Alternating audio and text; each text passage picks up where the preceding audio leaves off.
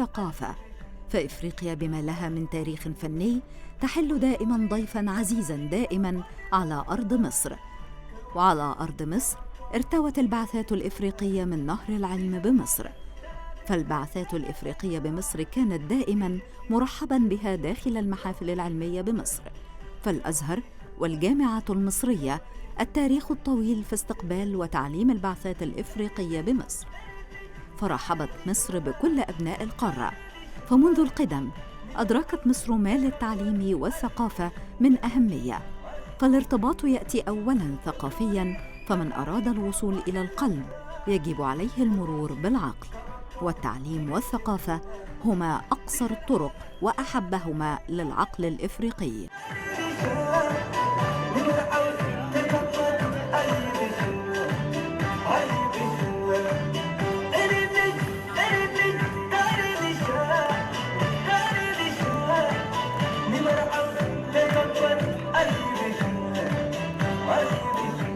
هناك قطاعين في نظري، الثقافة والرياضة.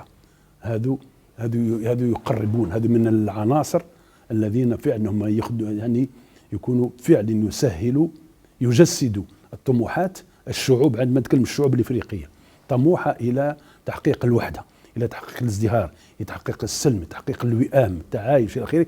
هذه لن يتأتى في الظروف الحالية هذه إلا بفضل الثقافة لأن ما عندهاش حدود مرة أخرى. وخاصة أنت في الساحة السياسية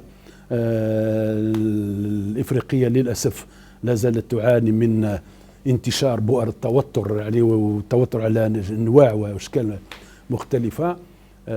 هذا بالتالي أما الثقافة ما عندها ليس على أي علاقة بهذه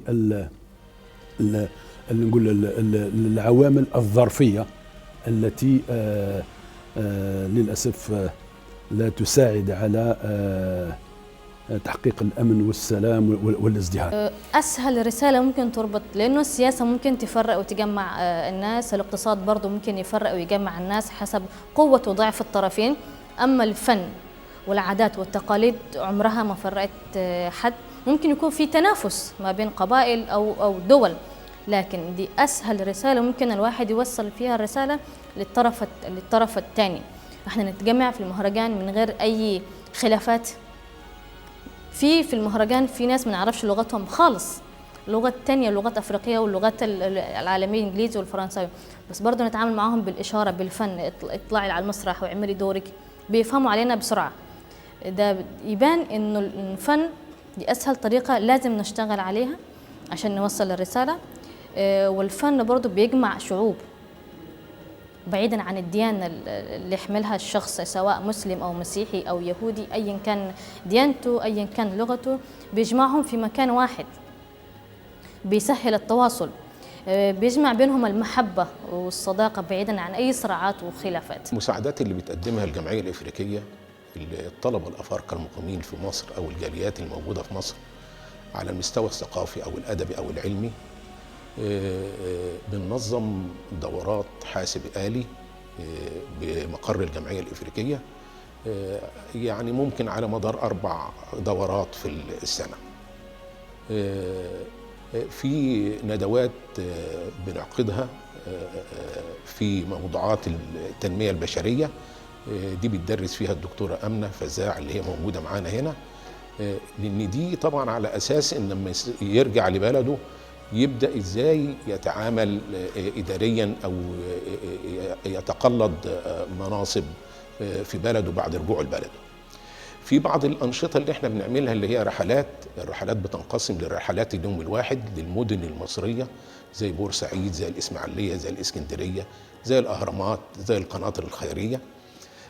وفي بعض الرحلات بالتنسيق مع وزارة الشباب والرياضة اللي هي رحلات اللي هو قطار الشباب للأقصر وأسوان وللغردقة ومدينة شرم الشيخ. مهرجان أفريقيا بدأ من 2014، الدورة الأولى، الدورة الثانية. كان طبعا الجمعية الأفريقية هي اللجنة القومية الاتحاد الافريقي اللي هي نشأت سنه 56 ايام الزعيم جمال عبد الناصر. الجمعيه دي طبعا هي من ضمن لجنه التحرر في للشؤون الافريقيه، بدأ بالفعل تنضم لفكرتنا واقترب بنا كمجموعه من الشباب سواء المصريين او الافارقه، وان بالفعل احنا محتاجين بعيد عن السياسه، بعيد عن العنف، بعيد عن اي شيء. قلنا الثقافه هتقدر توصلنا بالفعل للثقافات الافريقيه، نقدر من خلال الثقافه نقدر نعمل تنميه ثقافيه، تنميه اقتصاديه، تنميه سياحيه.